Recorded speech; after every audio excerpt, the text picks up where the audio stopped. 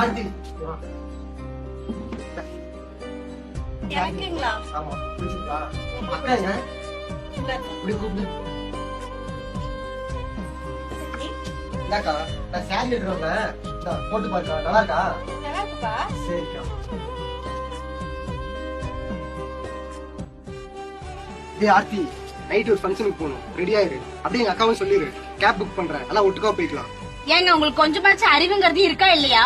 சும்மா எதுக்கு எடுத்தாலும் அக்கா அக்கா அக்கான்னு அக்காவே வச்சிட்டு இருக்கீங்க. நமக்குன்னு ஒரு பிரைவசி கிடையவே கிடையாதா? ஆமா நீயே இப்படி பேசுற, உனக்கே தெரியுமில்ல எங்களுக்கு அப்பா அம்மா இல்லைன்னு சொல்லி.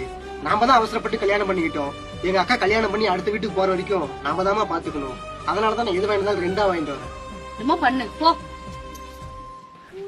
ஆதிமா, தம்பி பூ வாங்கிட்டு வந்தேன். எங்க ஏன் புருஷன் நான் வைக்கணும்னு எனக்கு ஆசையா வாங்கிட்டு வந்து கொடுத்துருக்கான். உனக்கு ஒண்ணும் வாங்கிட்டு வரல.